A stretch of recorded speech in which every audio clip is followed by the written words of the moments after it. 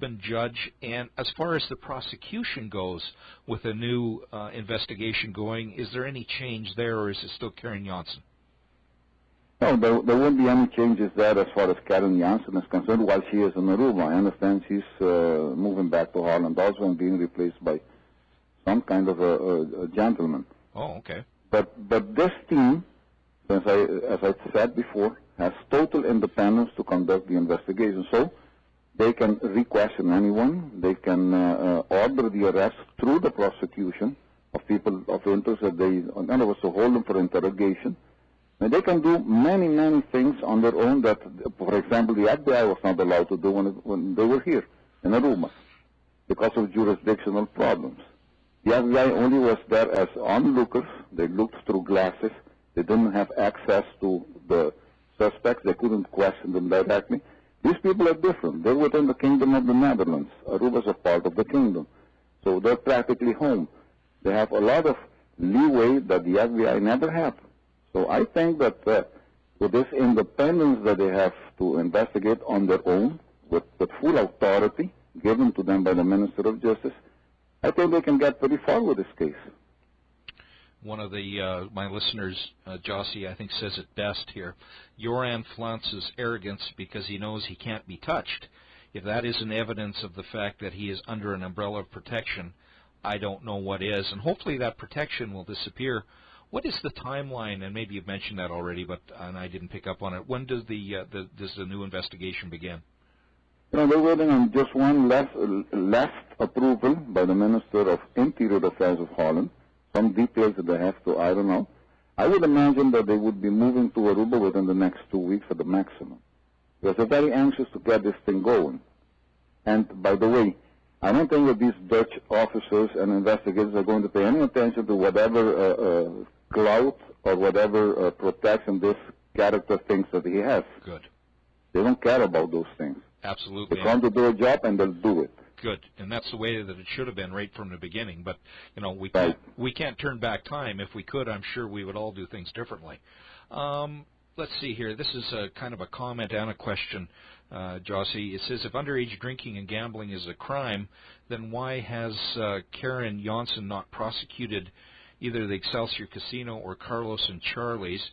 And then why are the Aruban government not taking this serious? Again, that goes back to the whole question. Is it just a case of following the money trail, that if they go after these bars as far as underage drinking and gambling, they may lose some money, or is it just the bad rep that they get, or what, Jossie?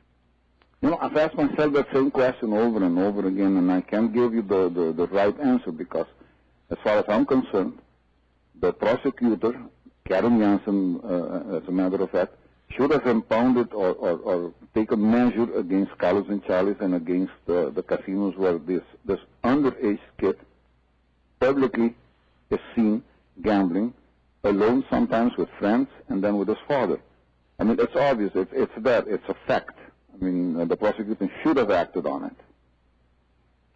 A lot of the statements that were given by suspects and witnesses and people involved in the case in the last little while, or during the whole investigation or lack thereof, the first time around, Jossie, have been released, and the pundits and the people in the blogs and people with interest in the case sit down and look at them and actually shake their head and wonder what went wrong right from the get-go. I'm curious of your comments, Jossie, as far as and I've asked you this question before, but I'll ask you again. What went wrong with this investigation right from the beginning? There were many factors involved that made this case seem so mysterious or so impossible to solve. For one, when the case broke, there was a lot of bickering between the minister and the police officers. They were not motivated. They were totally demotivated when the case broke. So they didn't act on it the way they should. There is another thing that is common to small communities, where people know each other, and people tend to be more tolerant, even in cases like this, and not pursue things the way they should have been pursued. I'm not putting the blame on anyone directly or personally, but things did go wrong in the beginning. There were factors involved that are still unexplained to many of us. Right. What can Aruba do to get them back in the good books as far as the world community as a safe place to travel, even if it is a safe place to travel, and I'm not totally convinced of that right now because of the bad publicity and some of the clear-cut evidence that's been shown.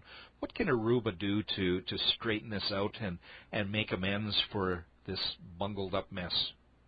Well, the first thing they have to do is really dedicate themselves to giving the order that this case be investigated professionally, right, especially by this team that is coming over, and to come to a conclusion with it. Because while this case is hanging in the air, Aruba's image will be hanging in there negatively forever. And they have to do something very drastic.